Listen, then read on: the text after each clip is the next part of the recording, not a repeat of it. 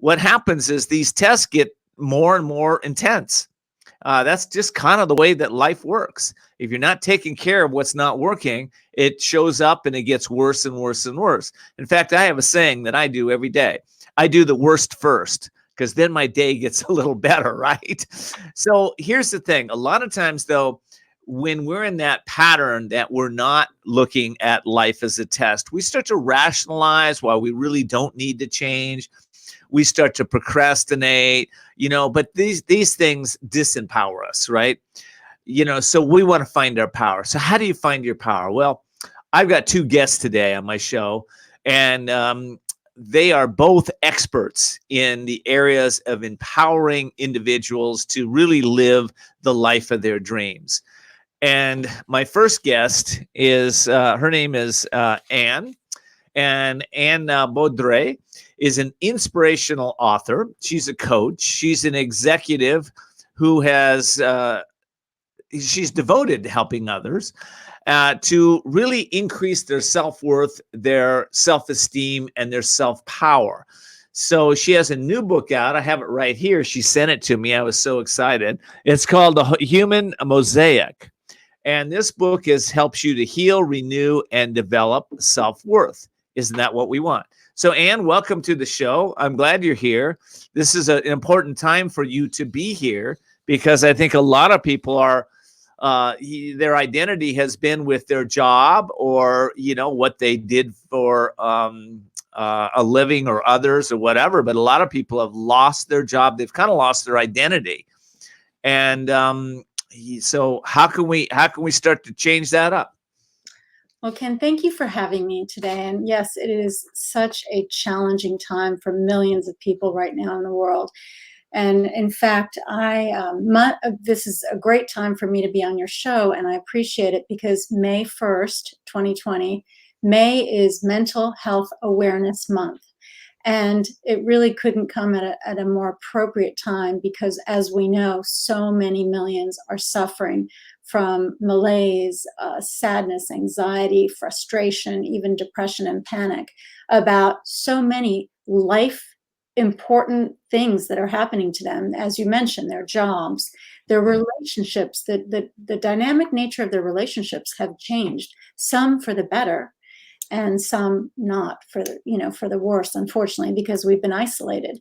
And so the thoughts that we have been keeping perhaps submerged have spilled out into our lives. And so I have started a May SelfWorth challenge, and I invite all your listeners to join me in that challenge. I think that it is a great time, and the reason why I call it SelfWorth Challenge is because everything we do in our life emanates out of how we feel, how we value ourselves, and it impacts the quality of our total experience in life, along with every relationship and everything we do, our energy, our attitude, our ability to focus, our ability to sleep, our ability to heal from illness, our sexuality, how we treat others, is all emanates from our self-concept. So I believe that building self-worth, learning to develop self-value, which anyone can do at any time in their life, is life-changing, not only for you, but for your loved ones. And it's possible for anyone. It just takes the passion to do so. Yeah.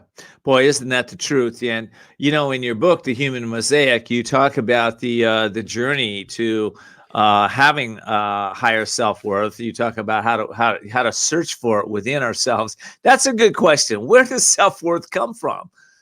It's a great question, because most people don't realize, in fact, most people can blame themselves for their low self-worth. They feel they're responsible for their low self-worth, but actually no one is born with low or high self-worth. It starts to form the minute that some people believe it forms while we're in utero, but the minute we are born, our feelings of trust, which are the platform or the basis of self-worth, start to formulate. Depending on how we are treated by our parents or caregivers. And so our self-worth evolves into a state of real dimension within ourselves. I call it our soul, really, based on what external experiences we have in our life early on in our lives, very early on. You know what I love about this discussion is that what was coming to me as you go, we eventually build self-worth, and then it becomes self-grace. We start to feel a sense of grace and ease in our lives. And, but it's a lot of times there's some deep wounds, resentments, there's some fears that stop self-worth from rising to the surface. And in this time with a lot of people being locked down, I think that fear factor is really big with people right now. And a lot of people don't feel like they're in fear. They feel safe in their homes. They feel like they're everything. But underlying that is that feeling that maybe something's not really right. And how will it be in the future? How do we grow our self-worth during this time and let go of those fears? It's an excellent time, even though it's been so difficult for so many people, and so many people are suffering. The people that have lost their jobs or that can't pay their bills.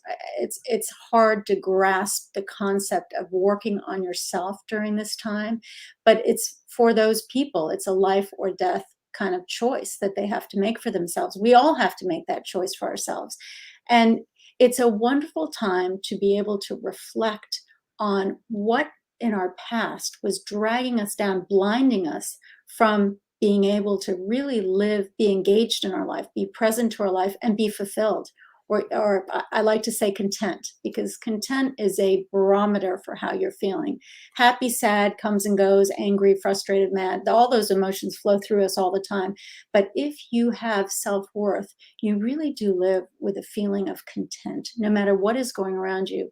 So now is a time when we can start listening to our thoughts, because we have so much time at home and in isolation. We have time to reflect and get perspective on our thinking.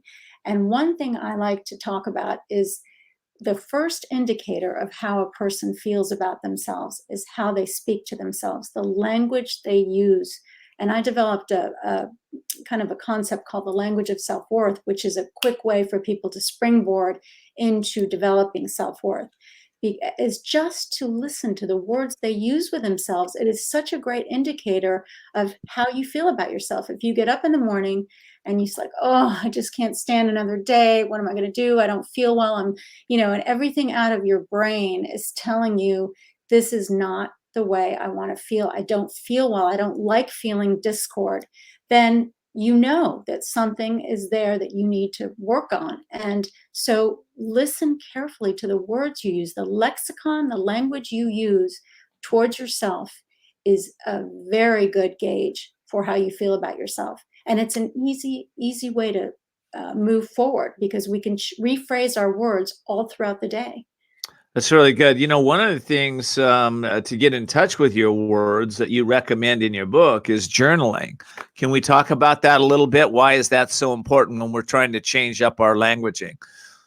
Journaling is one of the most fundamental ways to track how you're feeling, because when we take our thoughts and actually transpose them onto paper, we are somewhat detaching it. I mean, I know every night and every morning I make a list. I'm a kind of an obsessive list maker, but it takes those things that I worry about or that I know are kind of taking space in my brain, out of my brain, and I see it on paper, and I'm able to see, oh, that's not that big of a thing. That's not. So I have kept journals my whole life. I have 36, and which is incredible, but I have always been an introspective person. And I believe that the way I've managed through very challenging times in my life is from writing about it. And it really lifts that burden from your brain, and you're able to see it in writing, and you don't think, I'm going crazy because I've got all these thoughts flowing. You say, oh, this is really how I feel. I see it in writing, and I Right. do feel this way, and you honor your feelings that way. And then you can go back later and look at it and get some distance from it and say, what is causing me to feel this way? What is a trigger that keeps sending me into this position of not feeling good about myself? So I am a huge advocate of writing about your thoughts, and it's easy. Anyone can do it. That's really good. Well, listen, I've got to take a break, but when we come back, I want to take a little deeper dive into the human mosaic, and because I know you studied neuroplasticity and how we can reframe our brains by altering our habits with some practices. So I'd like to know a little bit about what those habits are. So I'm going to just take a quick break, and we'll be right back. So for those of you that are entrepreneurs, and especially if you're a woman entrepreneur, I want to give a shout out to one of my sponsors. It's called Women's Wisdom. That is an organization that was founded in 1991.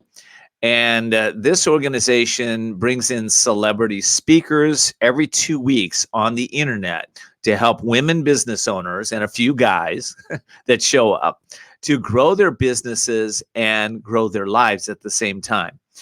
She's the woman that founded this organization, happens to be my beautiful wife, Judy Foster. She is a person that knows how to connect people in such a way on the internet that they feel inspired, alive, alert, and they're making new connections and networking with people like they've never done before. If you would like to find out about the organization, you can go to womenswisdom.net. womenswisdom.net. All righty. So let me bring my amazing guest. We're talking to Anne Beaudry. She has a new book out. Her book is called The Human Mosaic. I have it right here in studio with me. And we're just talking about a little bit about neuroplasticity and how we can change up our brains. A lot of people think in the past that we couldn't, if you had a certain habit or a certain way of being, you couldn't change anything. In fact, that actually those beliefs are still preeminent in our penal systems and some of the school systems that we have around the world. But science tells us different. And let's talk a little bit about that. How do we alter our habits and our therefore alter our lives? It's so important to understand neuroplasticity because people do feel that, especially people after they've reached maturity or, in their 40s, 50s, they feel they can't change patterns, negative patterns in their thought or behavior.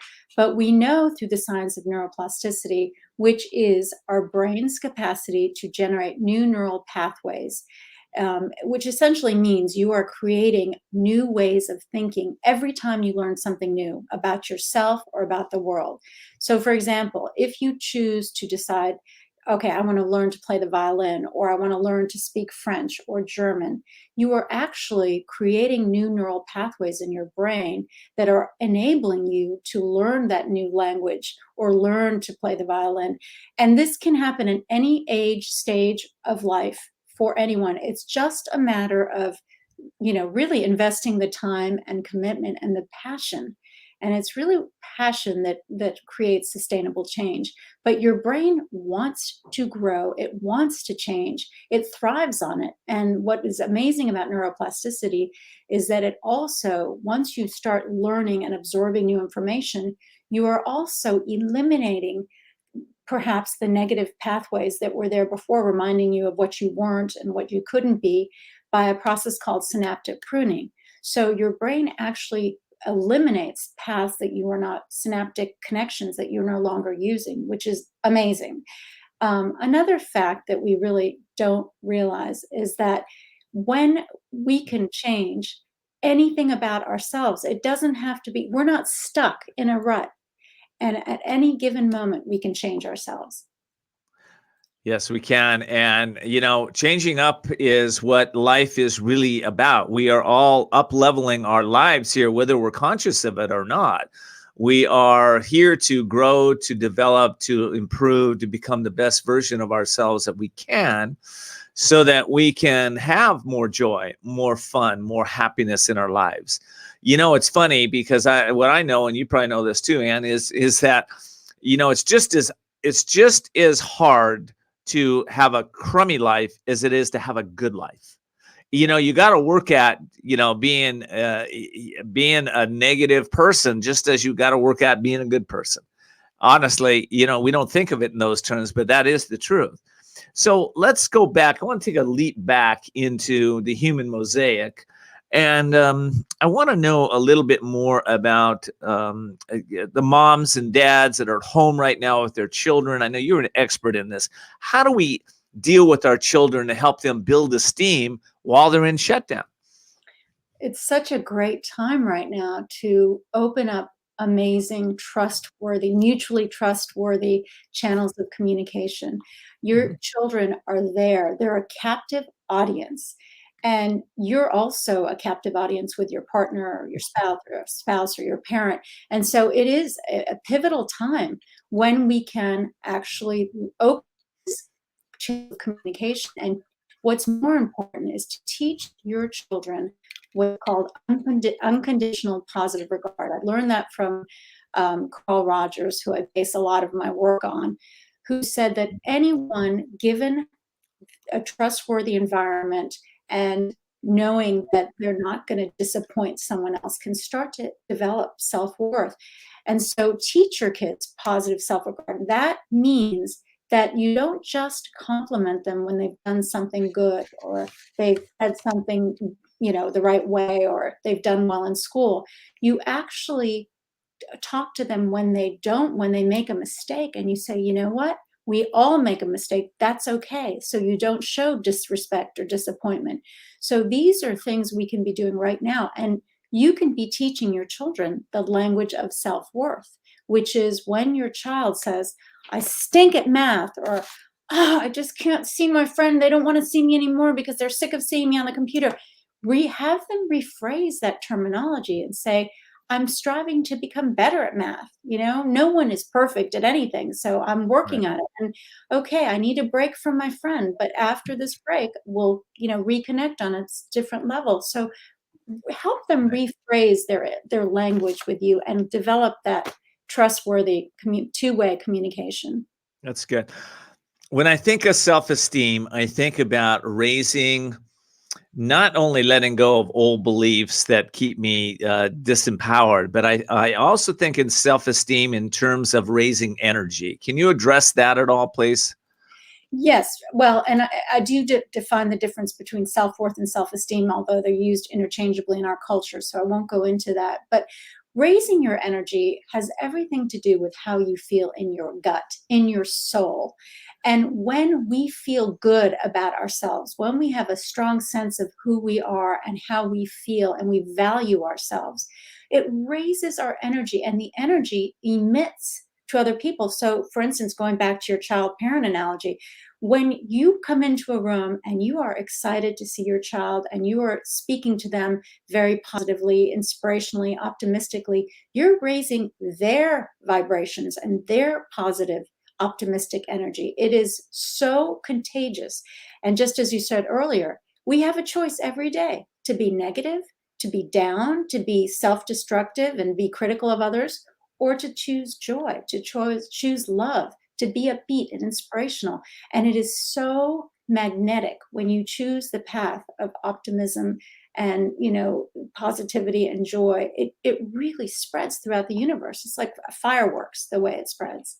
Well, it does. And as you know, I've been a life and business coach for the last 26 years. I remember a story when a woman came to me and she was just kind of miserable, and she really wanted to have a little more fun. And I said, well, why don't you do this? Why don't you just think for this week, next 7 days, of everything that you love? Anytime that you start to go off track, just look at it. And, when you're sitting at your job, think about what you love in your job. Think about what you love in your family life. Think about what you love when you go shopping. And she here, this is funny. She called me the next week and she said, Ken, my whole life is transformed. I think you're a miracle worker. And I said, I didn't do anything. You did the work. She said, I don't really like kids that much, but they were coming up to me in the grocery store and hanging on me, wanting to connect with me. Well, That's her the vibration, her energy had lifted up, right? Yeah. exactly, Yeah. exactly.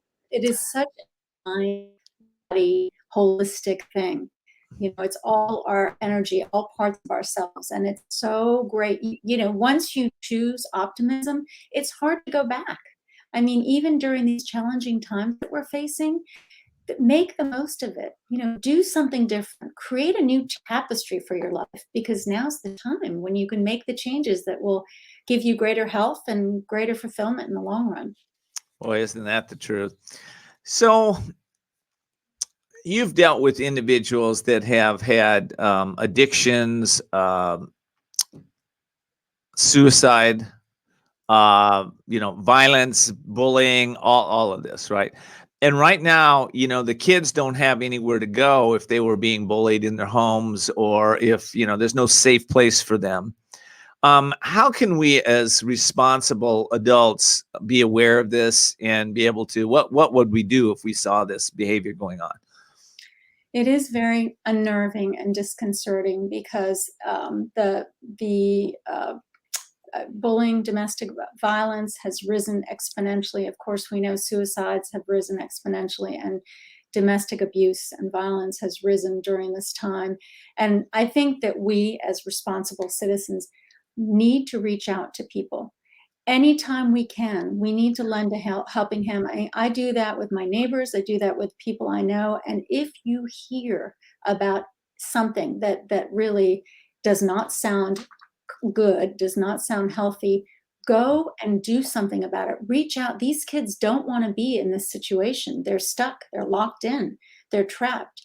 And we've got to be able to reach out to these people, and these kids especially, and help them get out of this situation any way we can. So talk to people, be listening for these things, be aware of it, and do whatever you can, whether it's in your neighborhood or your group or your organization or school. If a parent tells you they've heard something, act on it. Don't let it slide, because I was a product of childhood bullying, and my parents basically chose to cover it up and not address it. And it was with me for 40 years of my life. And it really destroyed a lot of my joy, took away my joy. So it has to be addressed. Well, that's part of what makes you an expert, girl. And because you know where you've been and you know how to get out of it. Her book is A Human Mosaic, and it's Heal, Renew, and Develop Self-Worth. Anne Boudre. And where do people get your book at right now? They can get it on Amazon, online, Barnes & Noble as well, and then my website, which is www.anneoboudreau.com. Awesome. Well, listen, you got the microphone here. What's your message to the world right now? This is a time to rewrite the script of your life, or reinvent your life and yourself the way you truly imagine that it would be. It really is. Being uncomfortable with who you are is the worst pain and suffering. So work on yourself, develop ways to talk to yourself in positive, uplifting ways. It's so easy to transform that language from negative to positive. It just takes time and practice, because neuroplasticity depends on practice. Retraining your brain depends on you practicing every day and committing yourself to improving the way you feel about yourself, because life is too short. And right now we have the time to invest in ourselves. It's really important for self-care and for longevity and holistic health to really focus on developing self-worth and loving who you are and accepting who you are. Isn't that the truth? Well said. Thank you so much for joining me, especially short notice today.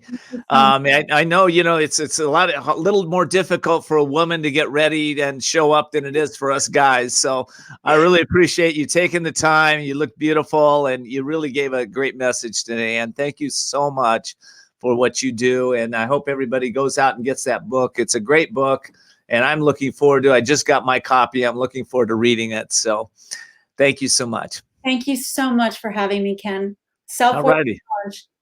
Take care. All righty. Bye-bye.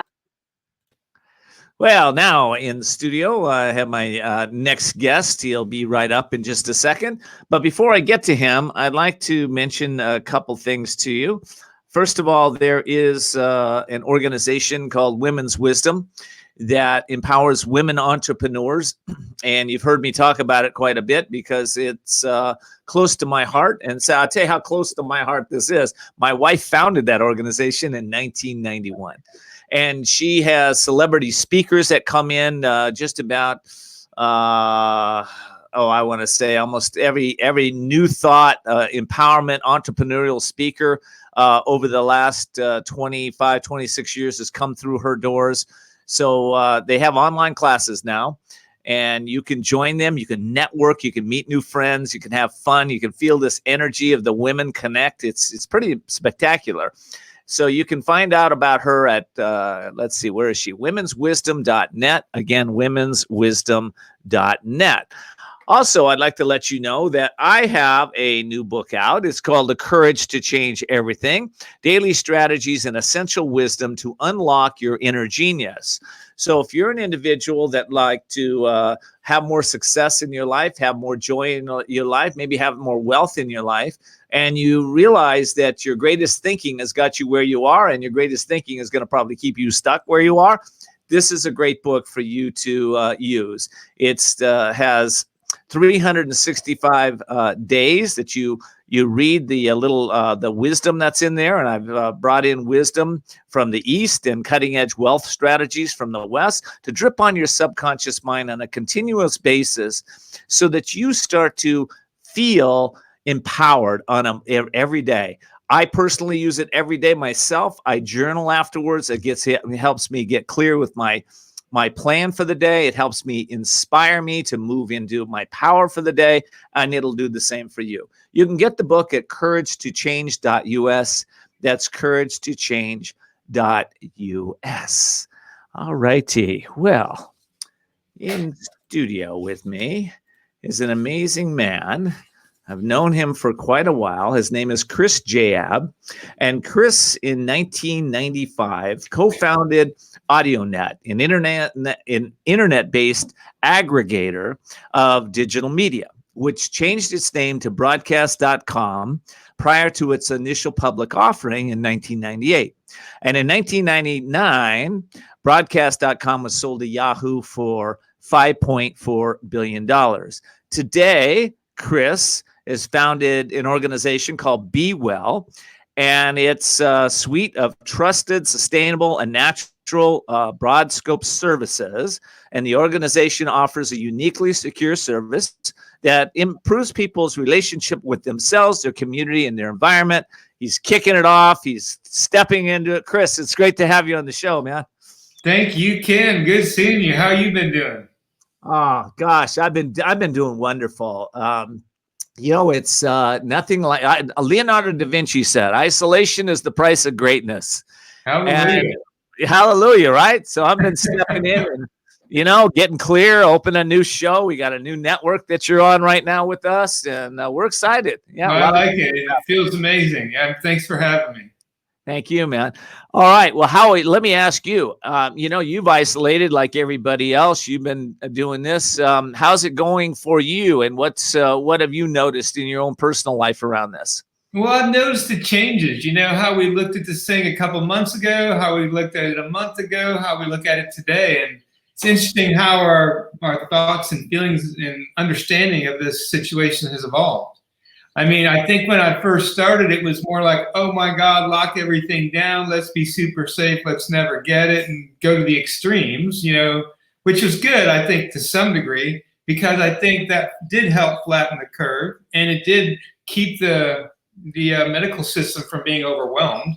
But I think what I'm coming to now is more of a realization that it's going to be a period of time before mass testing, before a vaccine are readily available. So there's a pretty good chance we're going to get it, and I've sort of more reconciled the fact that over 90% of the people who get it have very mild symptoms. And so I feel like the chance of me having a significant problem would be pretty minimal. I do feel like we should do a good job of managing the at-risk population and really do a good job of taking care of them. And other than that, I feel like we got to start living our life and know that, we're going to be okay. Yeah, I think you're right. I think we need to mitigate our own risk factors. In other words, I think we really, this is a time that we don't need to rely. We don't have a vaccination to rely on. And a lot of people can't even rely on their doctors right now because the doctors aren't at the hospitals or whatever right now. We need to take personal responsibility. And honestly, I cut out sugar out of my diet completely, because I just thought, I've read a lot about what white cane sugar does and how it breaks down the immune system and how it's not healthy. I've been exercising every day. I've been getting out in the sunshine and walking. And I think my point is that we need to take real responsibility for our health and what we're doing. This is a good time, I think, to really look at what's working in your life, what's not working in your life, and increase. No, I couldn't agree whatever with that you is. more. I could not agree with you more. I think that's what the higher powers should be saying right now. The guys in charge should be saying, let's get healthy, because that's building our immunity, and that's getting us mentally, emotionally, physically strong, which makes it easier to manage stress and all the toxins in our world. So the more time I feel like we really connect with what health is for us, and we all know our version of it, and can really step into that and take this time to reset, recharge, and rejuvenate, it's a gift from God, really. And It is a gift from God, and we're always going to have susceptible populations, and my doctor friends in both New York and across the LA, all across the nation, and throughout the nation. I have a group I meet. I have been meeting for the last 3 weeks, and what I've learned from the front lines. I also have a sister we have 6 nurses in our family, so I kind of get it on the front line what's going on. And they're all saying the same story, that it is people that are immune compromised, people that are obese, people that have underlying health conditions. Those are the ones that are predominantly getting this.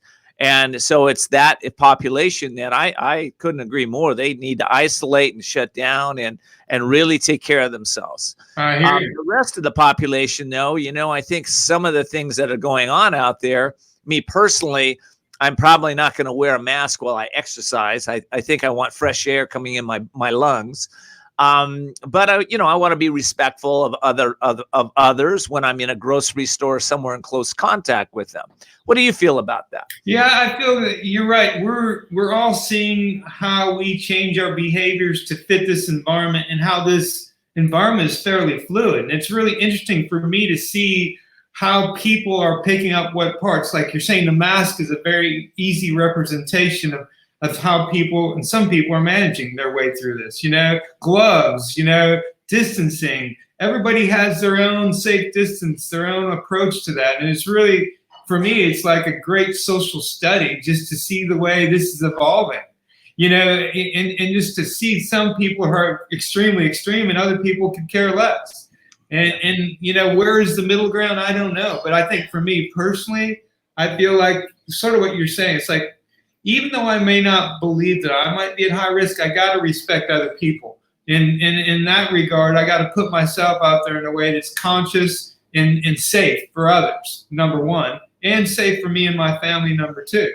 So I feel like the way I manage that, and the way I think we're going to learn more as we go, as to what the distances are, how this thing really spreads, how we can maybe heal ourselves if we do get it pretty quick, because I feel like there's going to be a range of natural remedies that are going to come up once we sort of get some efficacy and some understanding of them, way before a vaccine would be available.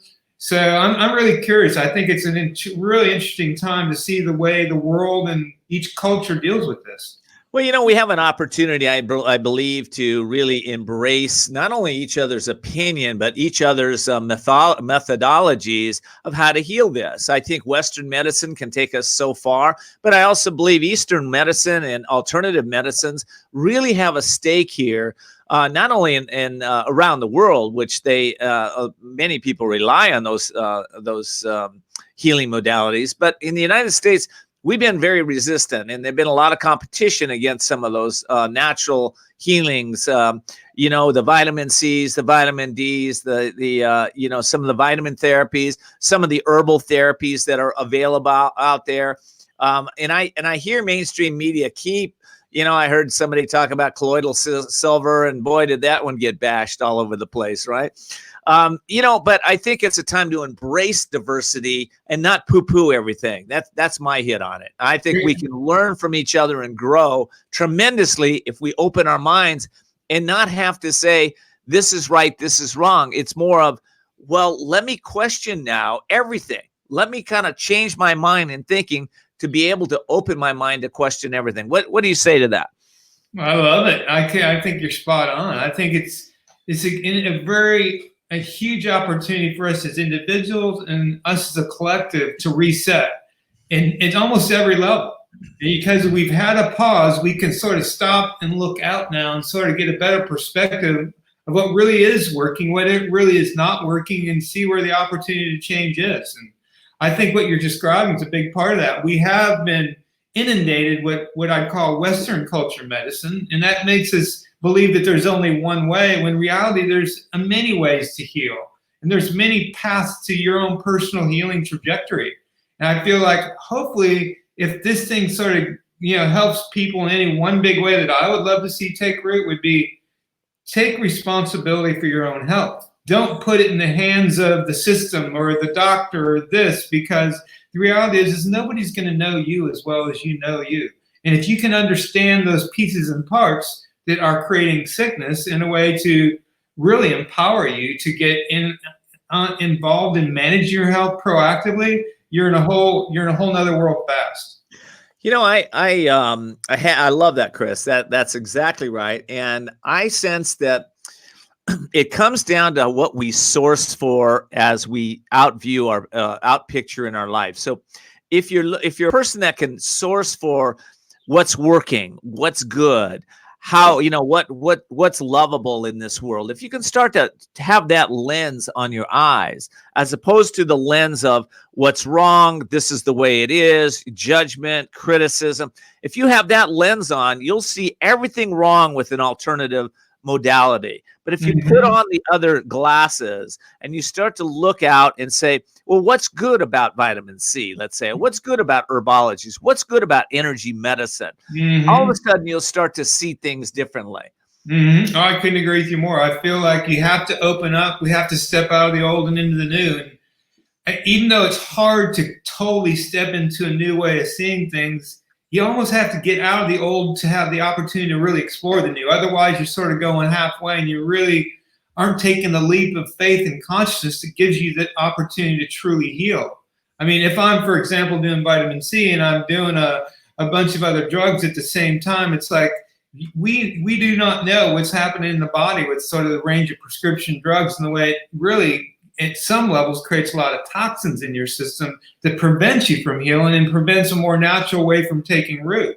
So I feel like there's a whole range of things for us to mentally, emotionally reset, but I feel like more fundamentally, it's really, we have to collectively start asking who we really are and what we mean to ourselves in community and in this environment we call the planet Earth. I feel like we've been gifted in some way with this industrial age to get some level of wealth and get some level of materialism and get some level of shelter that's pretty high quality, really, when you look at what we actually need to survive. But I feel like the next big step is going to really reset us with what we need to do well within our family unit and well within our culture to be, extraordinary in the way we get our healthy, really look at health from an emotional and physical perspective. But I think it's going to translate into almost everything we do.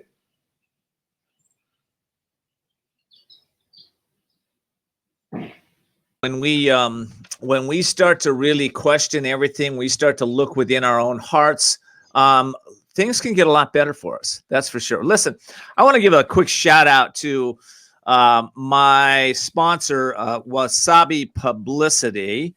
And if I can find them here, I'm going to do that. Well, let's see here. I guess I'm not going to be able to do that. Okay, well, I'll wing it a little bit. Wasabi Publicity is an organization that helps you to bring your message to the world. So if you're an author, a speaker, or a trainer, or an organization that's making a difference in the world, Wasabi Publicity would like to talk to you. They have offices in New York and in Budapest, Hungary. They're around the world.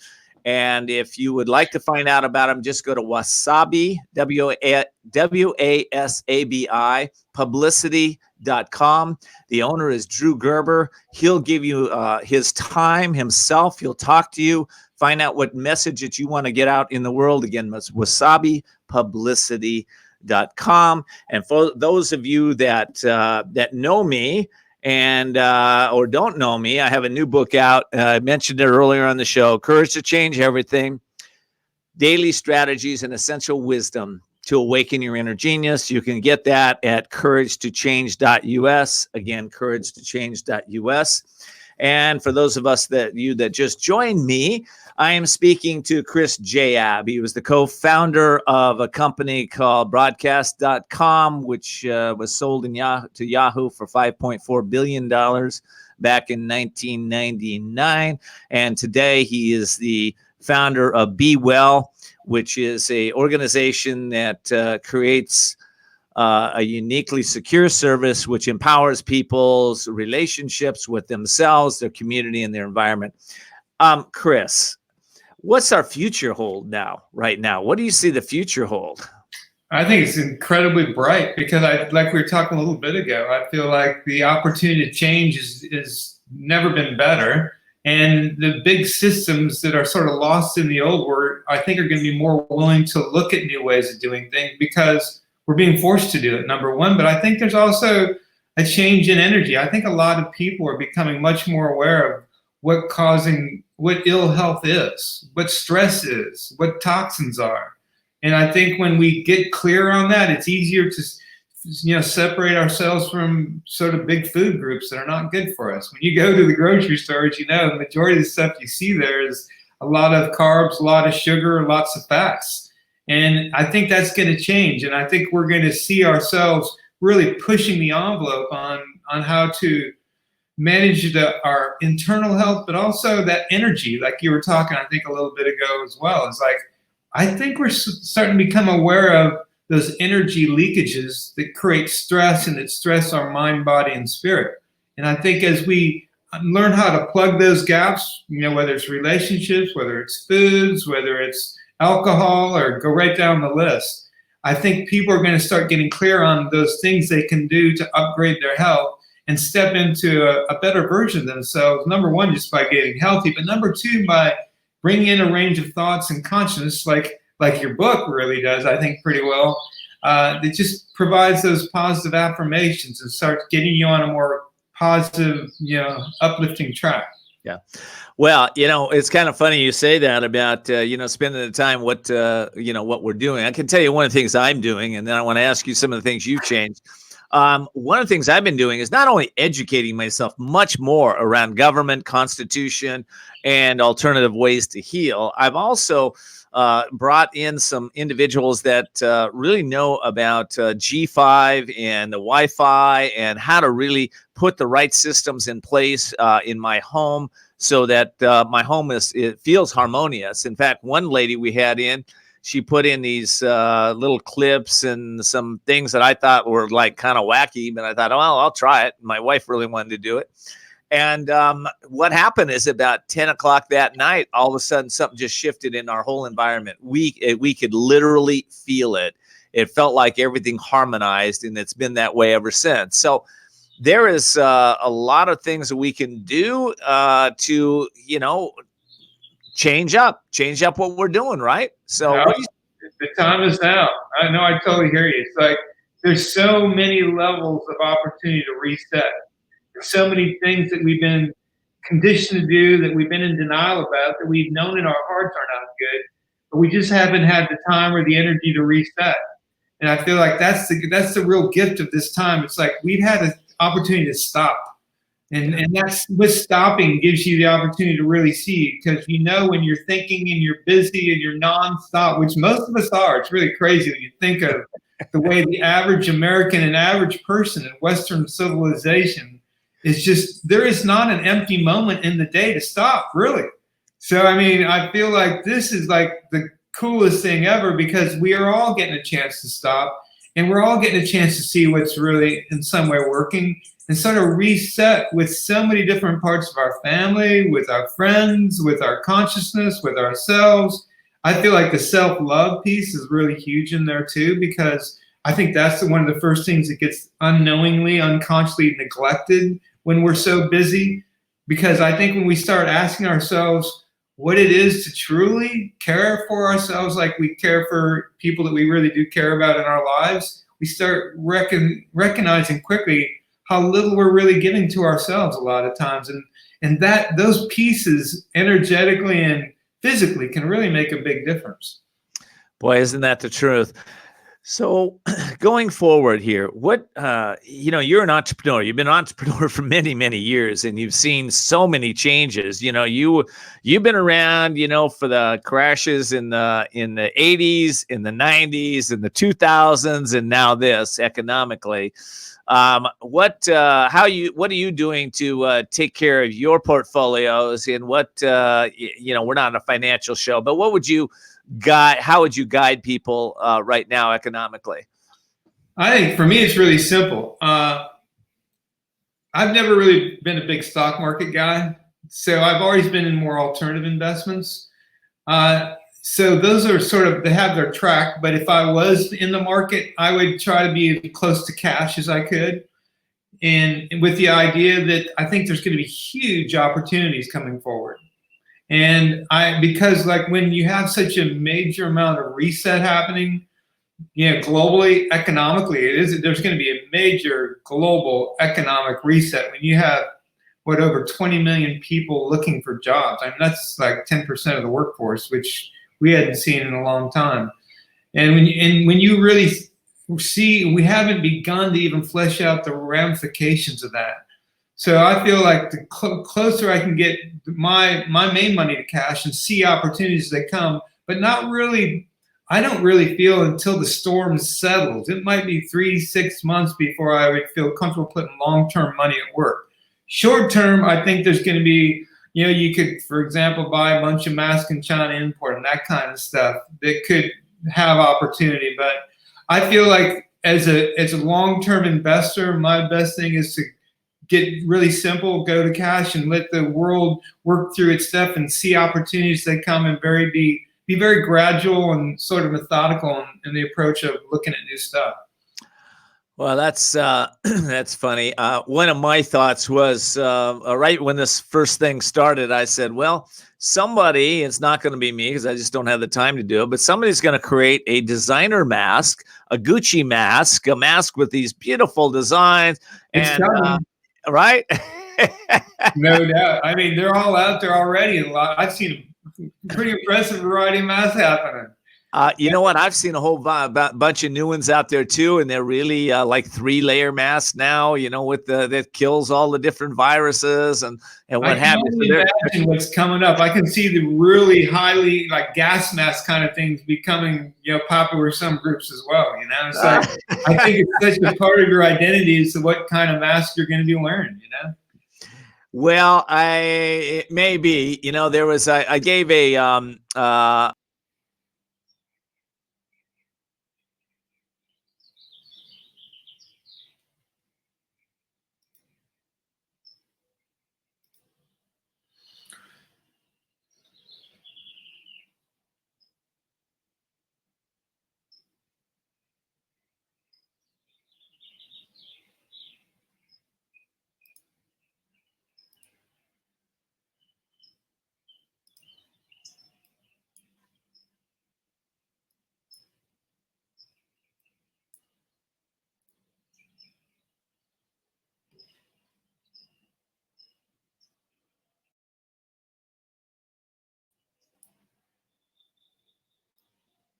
What do you say?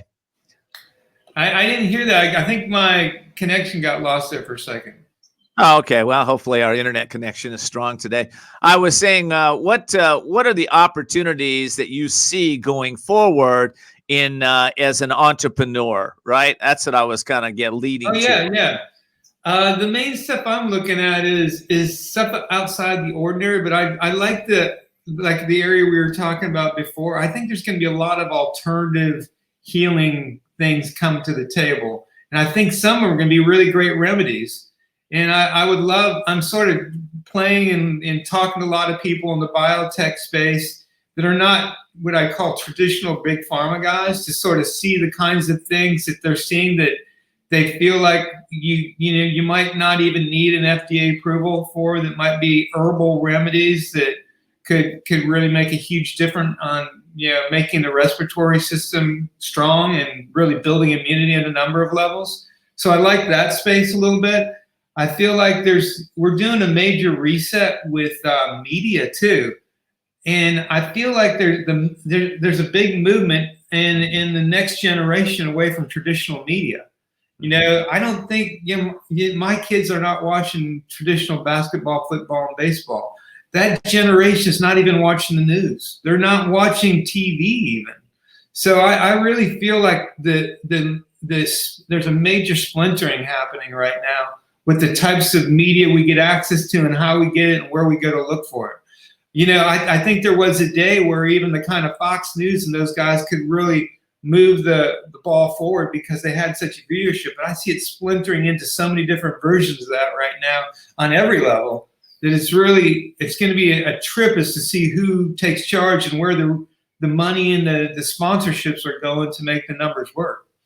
Well, you know, we've had that model for so many years of the, a top-down model in our media. And what's happened now, like you said, there's 1 million podcasters out there right now. So we have a bottom up coming up right now. And it may never go back to this 3 or 4 people that own the whole thing. It may, I don't know. But I think personally, I think that's changing. That's part of this change up that's happening.